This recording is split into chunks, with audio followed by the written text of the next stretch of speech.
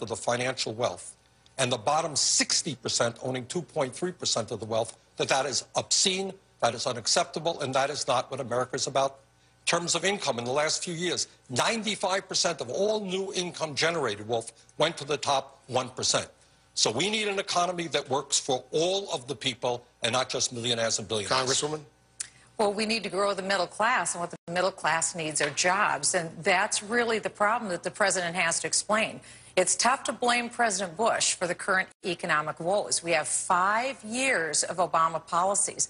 And what do we have? We have people who are really suffering because people made more money. If you look at the median income level, people actually made more money 7 years ago than they're making now. People have every right to be upset. So what we need to do is reject these policies of growing entitlements and dependency and instead embrace policies that will grow jobs for people, because that's the question. Because you want less government. Where's the jobs? You want less government, but Senator, you want more government? The Congresswoman kind of forgets to mention is that when Obama became president, we were losing over 700,000 jobs a month because of the greed and the recklessness and illegal behavior on Wall Street.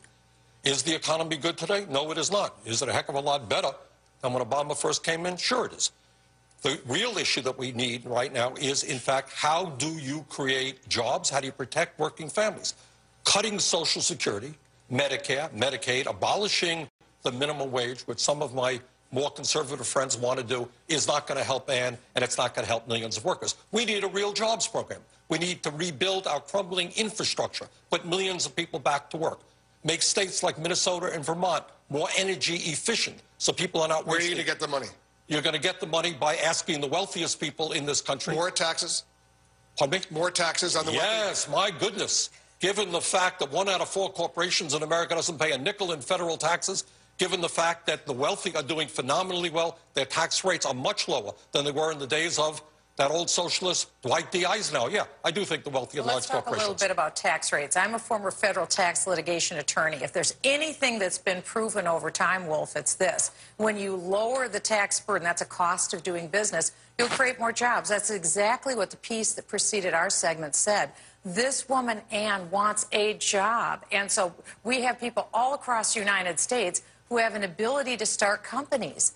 Single mothers like Ann want to start a business. We're not talking about mega businesses. We're talking about people who just want to get in. So basically what she's saying, Senator, if you raise taxes on those big corporations, there won't be enough jobs. They're going to cut back on hiring people. But it's not Michele, only that. But no, let me say something. It's not only that. It's also the fact that government is spending too much. The share that government has been spending, the question is, will people like Ann have money in her pocket to spend, or will it be government's big pocket that will be gulping our money? Senator. That's a big problem. Look, the fact of the matter is that those countries around the world which have virtually eliminated childhood poverty are those countries that have invested heavily in education.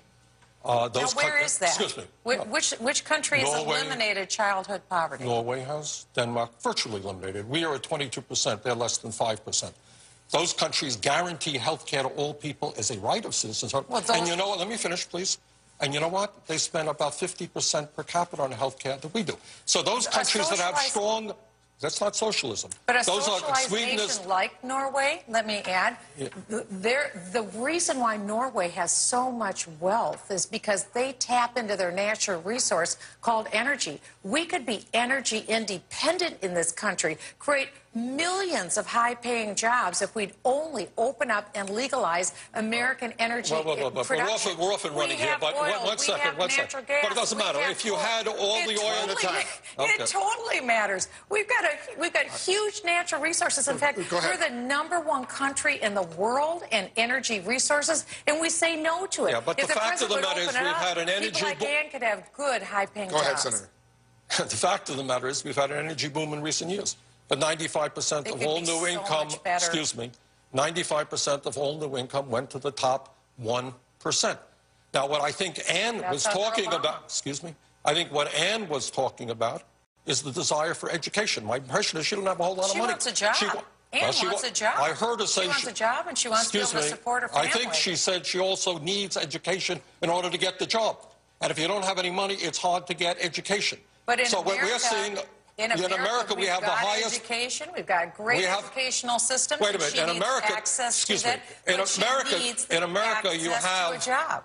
a college education system where costs are soaring, where kids leaving school $25,000, $50,000 in debt, and hundreds of thousands of young people have given up on college. What's been American policy when it comes to higher education? It's been, let's put more federal government money. No, actually, it's not been the case. If you look at the correlation, the federal government has actually increased the cost of education. So now there's $1 trillion in debt outstanding from American kids. That doesn't help anyone. I think you've got it a little bit backwards. And I think the idea that solving the very serious problem of the declining middle class and the growing gap between the wealthy and everybody else is to do what some of Ms. Bachmann's colleagues, perhaps yourself, you want to cut Social Security.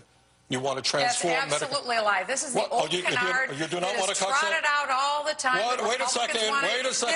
It's a lie. I mean, let's face it, Senator Sanders. Do you believe in the change CPI? You shouldn't be lying about what our position is. Ask me. Ask me. Do I want to cut Social Security? No, I'm not cutting Social Security. That is not what I'm doing. Do you support a change CPI? I will tell you. Do you support a change CPI? What is going to turn the economy around? You're not answering the question. Do you support a change CPI? It is a joke for the Democrat Party to lie about what our position is. I asked you a question. You didn't give me an answer. Well, calm down. Do you support a change CPI? Calm down. The reality is we want Ann's life to be better because President Obama has created an economic war on women so that women are saying, I can't even buy propane to heat my house. And now my health insurance premiums have quadrupled because of Obamacare. That's an economic war on women. We want women's lives to be better.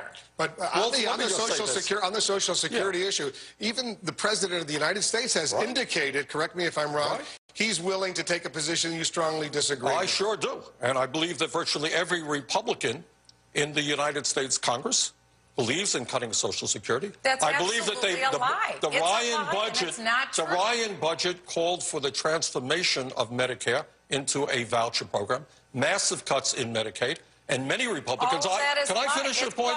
Can I finish your point? But when you say something that isn't true, can I finish your point, please? It's not true. Do you believe in raising the minimum wage? What I'm saying is I believe in economic opportunity. Let me tell you what happened in Australia. Do you believe... The minimum wage in Australia is $20 an hour. They're losing the Ford plant. They're losing the GM plant. I presume that means they're losing she doesn't want to raise I gather she doesn't want to talk about that. No, I want job growth. I want opportunity, and I want people's wages to go up. Yeah, I know, we all do. And it won't under President Obama's policy. Most Republicans, by the way... Because under President Obama's policy, people's wages have gone down 8% in 7 years. Not just stayed the same. They've gone down 8% for medium. Go ahead, respond. Most Republicans, and Ms. Bachmann could tell us her view, believe in abolishing the concept of the minimum wage so that employers in America can pay workers $3 or $4 an hour. You know, I'm not sure.